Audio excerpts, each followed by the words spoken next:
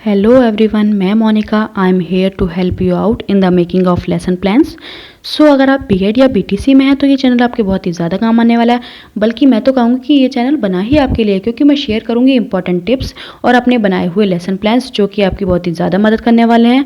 तो बने रहिए वीडियो के लास्ट तक मेरे साथ। और अगर आपको किसी भी प्लान की PDF चाहिए तो आप मुझे कॉमेंट करके बता सकते हैं और मुझे टेलीग्राम पर ज्वाइन कर सकते हैं। वीडियो को लाइक कीजिए, कॉमेंट कीजिए, शेयर कीजिए और हाँ, सब्सक्राइब करना मत भूलिएगा।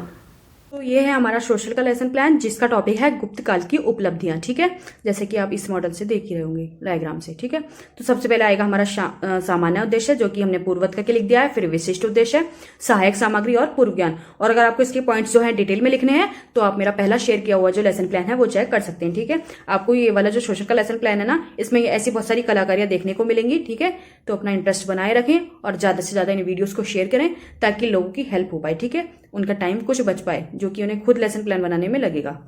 चलते हैं अपने लेसन प्लान की तरफ। सबसे पहले हम आएगा हमारा लेसन प्लान में प्रस्तावना में हम कुछ क्वेश्चन पूछते हैं।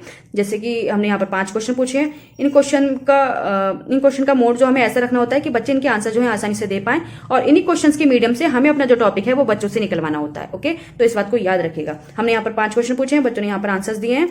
उसके बाद आता है हमारा उद्देश्य कथन। उद्देश्य कथन में जो भी हमने बच्चों को पढ़ाना है वो इंट्रोड्यूस करेंगे। ठीक है, बच्चों को बताएंगे कि हम उन्हें कौन सा टॉपिक पढ़ाने वाले हैं। उसके बाद आएगा हमारा प्रस्तुतिकरण के बाद आएगा हमारा विकासात्मक प्रश्न। हमने यहाँ पर 4 क्वेश्चन पूछे। मैक्सिमम हम यहाँ पर 5 क्वेश्चन पूछ सकते हैं और मिनिमम हमें यहाँ पर 2 क्वेश्चन रखने ही हैं। ठीक है, तो हमने यहाँ पर 4 क्वेश्चन पूछे हैं, बच्चों ने उनके आंसर्स भी दिए हैं। उसके बाद हमने अपनी एक्सप्लेनेशन दी है, यानी कि जैसे कि आप देख रहे हैं यहाँ पर छात्र अध्यापिका कथन, तो ये हमारी एक्सप्लेनेशन है। और छात्र अध्यापिका कथन के सामने आता है हमारा मूल्यांकन प्रश्न। ये हमारा एक डायग्राम है। और फिर आता है हमारा नेक्स्ट विकासात्मक प्रश्न। इसमें हमने यहाँ पर 4 क्वेश्चन पूछे हैं और बच्चों ने जिनके यहाँ पर आंसर दिए हैं। जरूरी नहीं है बच्चे यहाँ पर सही से आंसर दें या आधे अधूरे आंसर दिए हुए होते हैं बच्चों के। ये तो हमारे संभावित उत्तर हैं जो कि हमने यहाँ पर लिखे हैं। ठीक है, तो उन्हीं आंसर्स को अरेंज करने के लिए हमें अपनी एक्सप्लेनेशन देनी होती है, जो कि बहुत जरूरी होती है देनी, और हमें ये बिल्कुल प्रॉपर मेथड से देनी होती है। ठीक है, तो इस बात का याद रखिएगा कि जब भी आप बच्चों को क्लास में कुछ एक्सप्लेन कर रहे हो तो आपका प्रॉपर मेथड से एक्सप्लेन कर रहे हो, पोस्चर ठीक हो, मेथड ठीक हो। ठीक है, क्योंकि इन सबकी मार्किंग होती है। ओके, तो इस बात का याद रखिएगा। इसके सामने छात्र अध्यापिका कथन के सामने आ गया हमारा मूल्यांकन प्रश्न। उसके बाद चलते हैं अपने आगे प्लान की तरफ। फिर आ गया हमारा ये नेक्स्ट विकासात्मक प्रश्न, जिसमें जैसे कि आप देख रहे हैं हमने यहाँ पर बहुत सारे क्वेश्चन पूछे हैं। क्योंकि ये क्वेश्चन टॉपिक ही ऐसा है ना, गुप्त काल की उपलब्धियां, तो ये जड़ी बूटी के लिए लगाए गए हैं। ये देखो, और ये ओरिजिनल पत्ते लगाए हुए हैं। ठीक है, तो आप लोग भी ऐसा कर सकते हैं।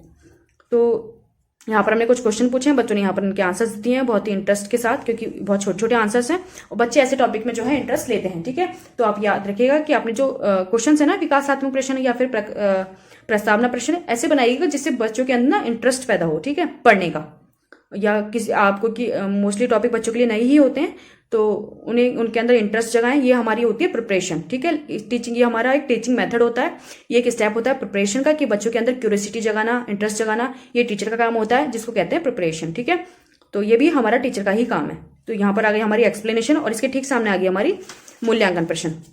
फिर आ गया हमारा श्यामपट सारांश। श्यामपट सारांश में हमने जो भी बच्चों को पढ़ाया है वो नोट कराएंगे। ये हमने श्यामपट सारांश यहाँ पर लगाया हुआ है और ये हमारा पुनरावृत्ति बोर्ड लगाया हुआ है। तो श्यामपट सारांश के बाद हमने बच्चों को जो भी पढ़ाया है वो नोट करने के लिए कहेंगे, और उसके बाद हम क्लास का इंस्पेक्शन करेंगे, यानी कि क्लास का राउंड लेंगे, और अगर उन्हें कोई समस्या हो रही होगी तो उसका समाधान करेंगे। फिर आएगा हमारा पुनरावृत्ति प्रश्न। पुनरावृत्ति में हमने जो भी बच्चों को पढ़ाया है उसके बेस पर हम रिविजन कराएंगे। बस इतना याद रखिएगा कि ये रिविजन वाले जो क्वेश्चन होते हैं ये ज्यादा लेंथी ना हो। उसके बाद आएगा हमारा गृह कार्य। गृह कार्य यानी कि हम बच्चों को कुछ भी होमवर्क दे सकते हैं, कोई भी एक्टिविटी होमवर्क में दे सकते हैं, कोई भी सर्वे करने के लिए दे सकते हैं। ये हमारे टॉपिक के ऊपर बेस्ड है और हमारे ऊपर बेस्ड है कि हम बच्चों को क्या देते हैं। ठीक है, तो इस बात का याद रखिएगा और इस स्टेप को बिल्कुल मत भूलिएगा।